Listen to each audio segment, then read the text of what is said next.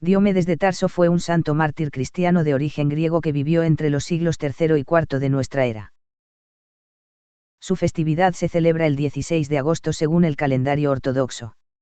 Ese día de 1728, el capitán Vitus Jonassen Bering, natural de Dinamarca pero al servicio de la Armada Real rusa, descubría las Islas Diomedes, situadas en medio del estrecho que separa América de Asia. Patrocinada por la emperatriz Catalina la Grande, la expedición que dio lugar a este descubrimiento tenía como objetivo precisamente demostrar que los dos continentes estaban separados por agua, para de este modo hacer factible la posibilidad de una ruta marítima que conectase el Pacífico con el Atlántico evitando los hielos árticos. Habrá que esperar más de un siglo para que ese itinerario, conocido como el Paso del Noroeste, fuese descubierto.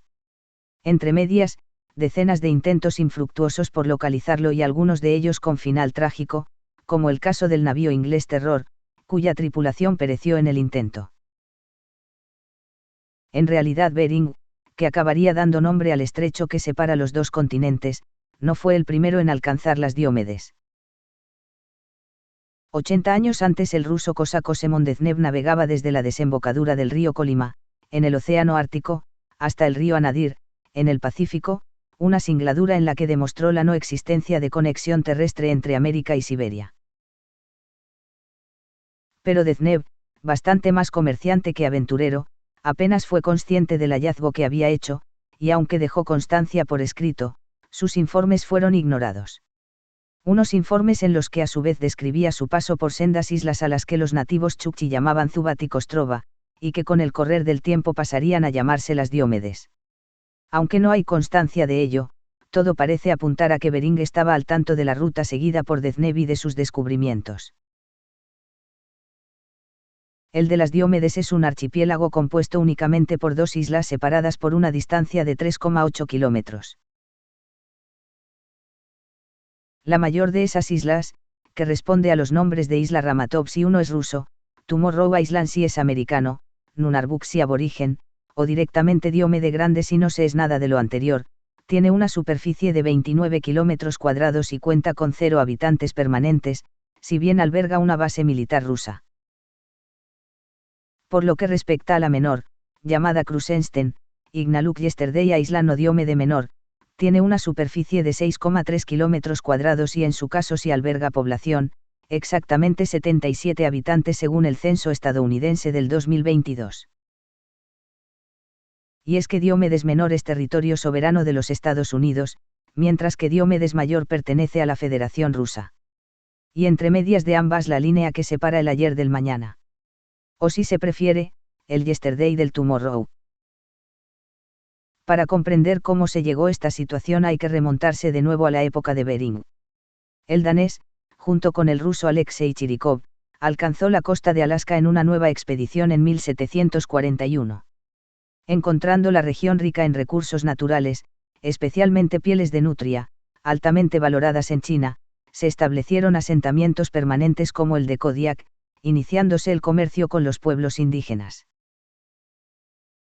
Una decisión, la de la incorporación al Imperio ruso, no exenta de polémica, pues tanto los españoles como los británicos reclamaban ese territorio como suyo. En el caso español, se habían llevado a cabo varios intentos de colonización durante el reinado de Carlos III, uno de ellos con Alejandro Malaspina al frente, quien da nombre al glaciar más grande de la región y a la sazón de toda Norteamérica. Por su parte los británicos llevaron hasta allí a James Cook, el descubridor de Australia, y a George Vancouver, fundador de la ciudad canadiense que lleva su apellido. No obstante, conforme avanzaba el tiempo Rusia comenzó a perder interés por Alaska. Las grandes distancias que había que recorrer para llegar allí, los cada vez más frecuentes conflictos con los indígenas, así como la creciente competencia comercial de británicos y estadounidenses empezaron a hacer de Alaska un quebradero de cabeza para el régimen zarista. Tras la guerra de Crimea de entre 1853 y 1856, que amén de debilitar al ejército vació las arcas rusas, y ante la posibilidad de perderla por la fuerza ante británicos o estadounidenses, el zar Alejandro II dio su autorización para la venta de Alaska a estos últimos. La transacción se produjo el 30 de marzo de 1867 y tuvo un costo de $7,2 millones, aunque la ceremonia de intercambio no tuvo lugar hasta el 18 de octubre de ese año. El tratado de venta utiliza las Diómedes para designar el límite entre las dos naciones. Textualmente señala que la frontera separa equidistantemente la isla Krusenstern-o-Ignaluk, de la isla Ratmanovo-Nunavut, y se dirige hacia el norte infinitamente hasta desaparecer completamente en el Océano Ártico. 17 años después de la venta de Alaska, en 1884, la Conferencia Internacional del Meridiano celebrada en Washington D.F. establecía la IDL, siglas en inglés de Línea Internacional de Cambio de Fecha. Hasta entonces cada región del mundo utilizaba su propio sistema basado en el sol local, lo que generaba confusión en la navegación y el comercio. Estableciendo el meridiano de Greenwich como la principal línea imaginaria terrestre, se fijó que fuera su opuesto, el 180, como referencia del cambio de fecha. El motivo de la elección no era otro que la escasa población que habita en torno a ese meridiano, que parte en dos el Océano Pacífico. Precisamente por consideración a los territorios que atraviesa el 180, caso de Nueva Zelanda y las Islas Fiji, la IDL no sigue una trayectoria completamente recta, sino que se ajusta para dejar a un lado u otro esos países a fin de evitarles el consiguiente lío temporal. Una consideración que no se tuvo con las Diómedes, que precisamente por la pertenencia de cada una a un país y continente diferente, fueron separadas temporalmente al hacer coincidir la IDL con la frontera trazada entre ambas. De este modo, cuando en Diómedes pequeña son las 21 horas, en su hermana mayor son las 6 de la tarde del día siguiente. Señalemos que durante el invierno y al helarse las aguas es perfectamente posible desplazarse de una isla a otra a pie, aunque durante los tiempos de la Guerra Fría este tránsito estaba prohibido, tanto más después de que, en 1948, el gobierno de Moscú desalojase a los indígenas que habitaban la Diómedes Grande a fin de instalar allí una base militar. De hecho, durante este periodo la línea divisoria entre ambas islas fue conocida como la cortina de hielo a imitación del telón de acero europeo. Habría que esperar a la perestroika para que esa prohibición desapareciese.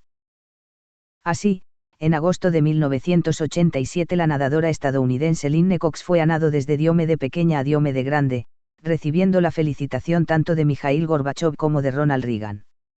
Cox invirtió 2 horas y 6 minutos en realizar esta gesta, aunque si nos atenemos al horario establecido, habían transcurrido esas 2 horas más otras 21 desde que partió de la isla menor hasta que llegó a la mayor. Hasta aquí el documental. Espero que haya sido de su agrado.